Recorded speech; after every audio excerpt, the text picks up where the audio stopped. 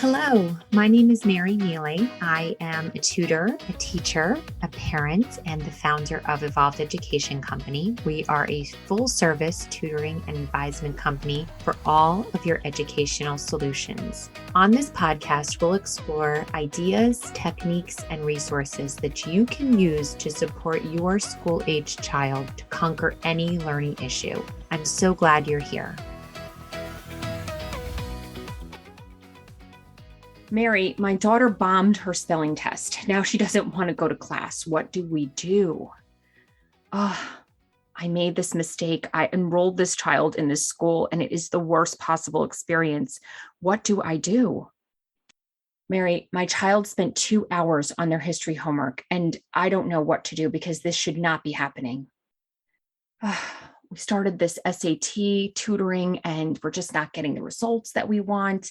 It's so frustrating, and we have to take this test next month. I just don't know what we're going to do.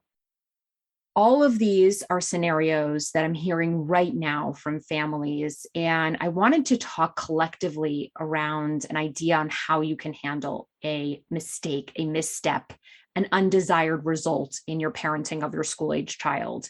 And that is to think about, how do you think about mistakes? Do you make a mistake and spend a lot of time examining it in the negative? Do you rehash the past? Do you think about what you could have been doing differently in that situation and wish that you had done differently? And do you spend a lot of time feeling shame and regret? If you do, I understand. These are human emotions and very normal ways of handling mistakes. And I think without a new forward way of thinking about mistakes, we go to what we know about them. And I think our education system, I know when I was growing up in the 90s, I certainly got my fill of this, where you received a grade and the grade was the grade. And there was no real talk around, what could you have done differently here? How could you move through this differently to get the result you want? What result do you want? Nobody asked me these questions. But we have an opportunity right now to do this differently, to go forward in education, to talk with our children in a way that will allow them to reach their highest learning potential. And this, to me, is one of the most important conversations that any parent can have with their child. And it's around mistakes. Instead of, my daughter bombed her spelling test. Now she doesn't want to go to school. What do we do? We can think of it as, all right, we bombed a spelling test. What lessons lie here that we can take and implement to make spelling tests go well going forward? Can we imagine a world in which spelling tests are being aced every single time? Because I can. I made a mistake and I enrolled my child in the worst possible school. What do I do? Oh my goodness. We're here and it's going horribly and the teachers aren't connecting and my child doesn't want to go and I don't even want to go. All right, we can spend all the time in the world talking about that. Or we can think about, okay, great. So this happened. What are the lessons we can learn from this experience, from this mistake?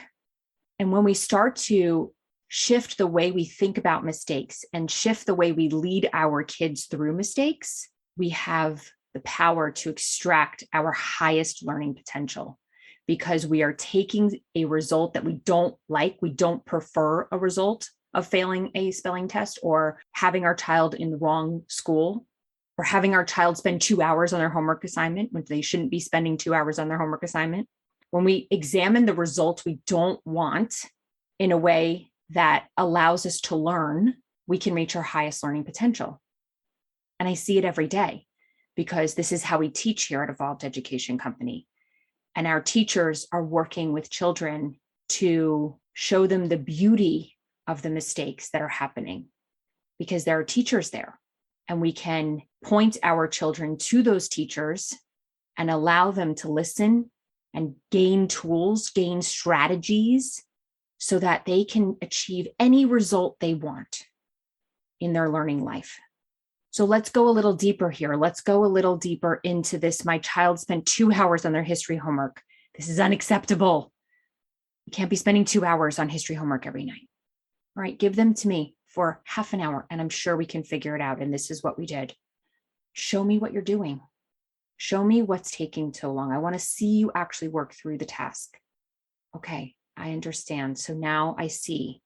So you're doing all of the reading that was assigned over a 2-week period tonight, and you're making up notes, and you're creating a study guide, which is what's due tomorrow.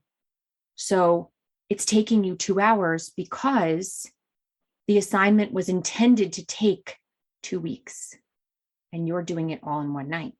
So let's go back now and take this teacher, take this lesson. We don't want to do that anymore. That is unpleasant. Going forward, let me see what you have tomorrow. I don't want to do the reading every day. It's awful. It's an awful reading. I don't want to do it like that. I don't want to go every single day doing reading. I just want to do it in one day and be done with it. Okay. All right. So let's sit down together and let's try to make it so that you can do something unpleasant with success. It may not feel good, actually. So that maybe you may be looking for the wrong indicator to do the work.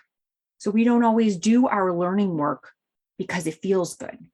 Just like we don't always eat because we love what we're eating. Sometimes our body just needs nutrition and we have to feed it. Similarly, sometimes we do work as a learner, as a student, and we don't really want to do it. That's okay. But if we tell ourselves that we should always want to do this, that it should always be something that we enjoy, we may be really limiting ourselves. And then maybe you're not getting the result that you want through that work. On the flip side, maybe there is a way to make that work more engaging. Maybe there is a way to make it more exciting for you. I know we've definitely dug into that with students before. And in this particular case of this student who's spending 2 hours on their history homework, we actually did talk about that. And we talked about the reading and how to make it more engaging. And honestly, this particular child was not actively reading at all. So no wonder it was awful. If you can imagine yourself spending your day, your whole day as an adult, translating a language that you don't even understand. Think of the tedium and the disconnect that you would feel in that case, right? And this student was really doing that. So no wonder he didn't want to do the reading every day. No wonder we were spending 2 hours on their history homework the day before the study guide was due. But if we don't take time to ask the question that started all of this great learning, which is, this is not the desired result we want. This is a mistake. What are the teachers here? What can I learn from this situation? If we don't do that, we'll never allow our kids to get to the highest possible learning potential that they might have. And we as parents need to learn this education forward language too. It's not just up to our kids, but right now in the field of education, everything is new. We can't go on what we did in the 90s, in the 80s as students and implement it right now, for that would be a mistake. That would not be helpful to us. So I want you to think about this today as you go forward this weekend, as you endeavor to parent your children. Know also, though, you're not alone. This is why I've built this community and this company, is to have you come in and talk about the mistakes, talk about the results you're not getting, and let us strategize with you around how to get the results you want to have in your child's learning experience, as well as if you're a child who wants to have that conversation, let's have that conversation as well. If you have a question and you'd like us to examine it in the podcast, please email hello@evolveded.com. I'm looking forward to hearing from you. And I want to thank you so much for offering your questions and all of this good work to us. We're so grateful for it. And I appreciate you so much. Have a great rest of your day. Thank you so much for listening to Evolved Education. If you like what you hear, please subscribe and write a review. You can send us any and all educational questions to hello@evolveded.com, and we'll try to address it in our upcoming episodes. That's evolveded, evolveded.com. To learn more about how we can support you, go to evolveded.com and book a complimentary 15-minute phone call with us. Are you a professional educator? You can join our teaching school membership platform to gain support and engage in a community interested in learning together. Click on the link in our show notes to learn more.